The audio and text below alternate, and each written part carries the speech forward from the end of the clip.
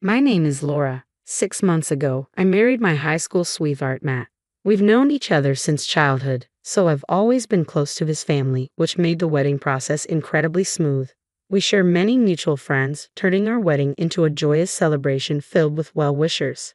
I promised to stand by Matt for the rest of our lives. A few months after we got married, I discovered I was pregnant. I was over the moon, and the blessings kept coming. Matt's mom was incredibly supportive, helping us out almost every day. Since we got married, we've been living with Matt's parents. As an only child, Matt was raised with a lot of love and care, so living with his parents after our wedding felt like the natural choice. I had no qualms about it and agreed immediately. From the day after our wedding, I enjoyed doing household chores with my mother-in-law, and we would chat about all sorts of things. When I announced my pregnancy, she cried tears of joy, celebrating as if it were her own good news. Whenever I tried to do anything around the house, she'd say, "Don't worry, Laura, I've got this," and take over. I'd reassure her, "I'm feeling fine today, really," but she'd insist, "You have to think of the baby first. Rest up," and stop me from doing anything.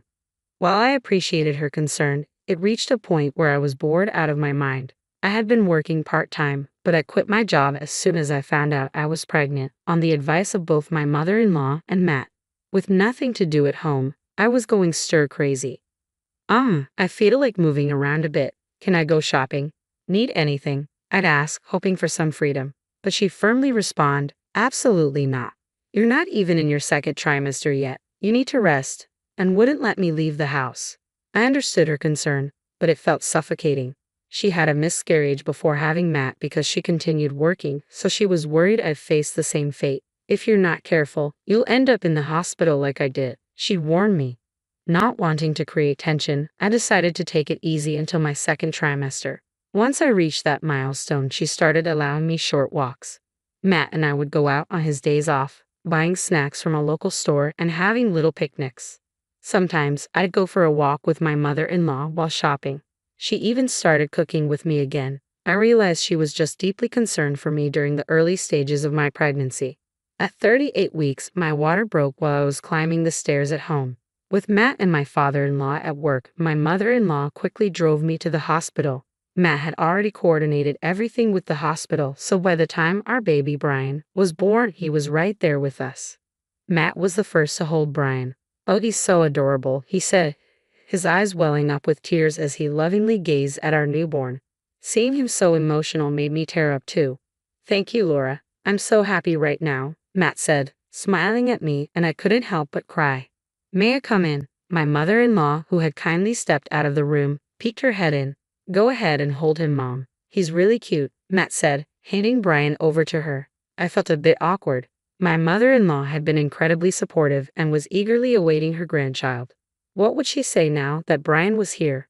The thought made me anxious. "Thanks to you, we were able to have Brian safely. Thank you so much," I said to her, grateful for all her support. But her response was unexpected. "He doesn't look like him." "What?" I asked, unsure if I heard her correctly. "What do you mean? He doesn't look like Matt. Are you sure he's Matt's child?" What was she talking about? This should have been a happy moment, but my heart started racing uncontrollably. "What are you saying?" Matt immediately confronted her, but she continued without apologizing. "Look at Matt's baby pictures. Brian doesn't resemble him at all," she said, showing us a baby picture of Matt on her phone. "Well, they don't have to look exactly alike," I started to say, but before I could finish, she stormed out of the room, exclaiming, "I can't deal with a child whose parentage is in question." "Hey, Mom," Matt said, following her out and leaving me alone. I looked at Brian's face and started to cry. He looked so much like Matt, especially around the eyes and ears. Matt never returned to the room and only texted me to say he was going home with his mom. I was stunned by his behavior but too exhausted to confront him. A few days later, on the day of my discharge, Matt came to pick me up but seemed distant.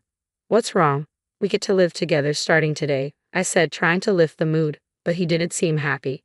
"Mom's still upset. Try not to provoke her," he said. I had just given birth and was mentally and physically drained. Why did I have to be considerate of her on the day I was discharged? I didn't say anything and the ride home was silent. The tension didn't ease even after we got home. As soon as I walked in, my mother-in-law greeted me with sarcasm, saying, "Oh, you're back." My father-in-law avoided eye contact and my mother-in-law continued with snide remarks. I've told you many times, this child is Matt's. His name is Brian. Won't you please love him? I pleaded, but she ignored me completely. Say something, Matt, I cried out, but he responded coldly, it's true. He doesn't look like me. At that moment, my tears dried up. Matt, who should have supported me, had abandoned me. Looking back, I wished Matt had stood up to his mother, but instead, he sided with her. I felt hollow and resigned myself to the idea that my mother-in-law might never love Brian. Matt wasn't helping with childcare either, which only added to my stress. Can you feed him formula while I take a shower? I asked.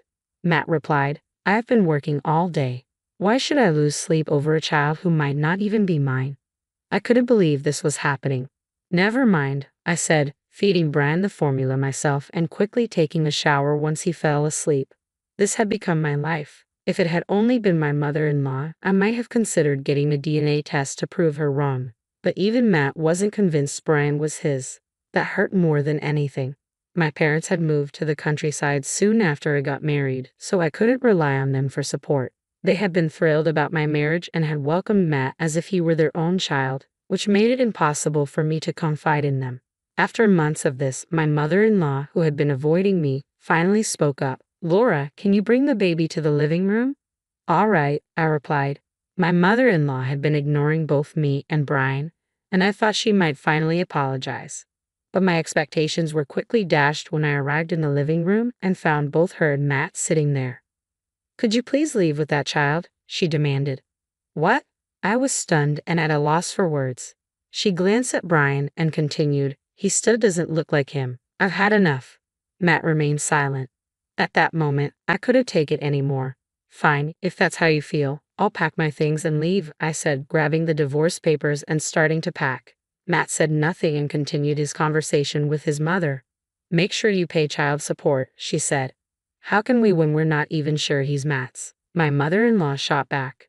I was seething with anger. Without saying another word, I left and went to my parents' house. I explained everything to them, and though they were initially confused, they welcomed me with open arms. I decided to stay with them while I looked for a job and saved some money. I had requested child support from my ex-husband through a lawyer, but the payments never came through. I was determined to cut ties with my ex and his family, so I chose not to press the issue of the unpaid support. Years passed, and Brian was about 6 years old when I received a call from a local friend who also knew Matt, informing me that Matt had died in a car accident. Although I heard about it soon after it happened, I chose not to get involved. Brian was in a busy, active phase, and we didn't attend the funeral. A month later, while catching up with local friends and returning to my hometown for the first time in years, I decided to buy a gift before heading to my friend's house. So Ryan and I went to a department store we used to visit as a family. Laura, I turned around to see my mother-in-law, whom I hadn't seen in years. I stood there, stunned, as she quickly approached us and said, You're Brian, right? And began talking to him.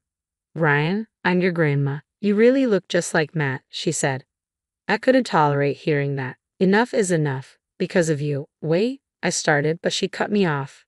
Don't be so angry. I've wanted to see you for so long. Feeling my frustration rising, I said, Excuse us, and pulled Brian away, leaving the scene. Was that Grandma? Brian asked. I had kept his grandmother's identity a secret until now, but Brian, now in elementary school, was genuinely curious and kept asking, Is it Grandma supposed to be your mom? Who was that lady? I couldn't avoid it any longer, so I explained it to him in simple terms. When we got home, Brian looked up at me and said, Mama, you've been through a lot, huh? As he patted my head. His kindness made tears well up in my eyes. I felt deeply grateful for having him in my life. A month later, my mother-in-law showed up at the apartment where Brian and I were living. How did you find us? I asked, surprised. She replied, I asked around through Matt and our mutual friends. I finally tracked you down and pushed her way inside. Please leave, I said firmly. She responded, Matt died in an accident, and my husband passed away from illness. You two are all the family I have left. Brian came out of the next room, likely drawn by my mother-in-law's loud voice. Spotting him, she said, Brian, why don't you come live with Grandma? I have a bigger house and can give you lots of delicious food. Stop it, I said as my mother-in-law pulled out a thick envelope. It contains $50,000 for child support. You two are all the family have left, so please come live with me, she said, pushing the envelope toward me. Then she turned to Brian with a smile and said, Brian, Grandma wants you to come live with her. I'll buy you anything you want, okay? In that moment, I felt overwhelmed and on the verge of tears. I was torn between questioning why now and wondering if I should deny Brian the chance to have another grandmother. I was at a loss for words. Then Brian spoke up. I'm not going. My mother-in-law let out a confused sound at Brian's words. Brian, what are you saying? You can live with Grandma. There'll be lots of delicious food, and I'll buy you toys, she said, trying desperately to persuade him. I don't want to. You were mean to Mama, right? My only grandma is Mommy's mom, Brian said, pulling away from her and sitting down beside me. My mother-in-law fell silent, her expression reflecting a sense of defeat. After staring at us for a moment, she abruptly stood up and left the house without another word. We haven't heard from her since that day, and she never visited us again.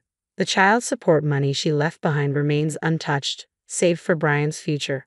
When I consulted my parents about whether to return the money, they said, you never received child support before, so it's fine to keep it. Taking their advice, I decided to keep it. I hadn't heard anything about my mother-in-law since then, but honestly, it no longer matters to me. I have Brian, who is so strong and steadfast by my side. Even at his young age, Brian protected me from his grandmother's advances and chose me over her tempting offers. I love him with all my heart and am committed to raising him responsibly. I want to ensure his happiness, even without a father, now and forever. //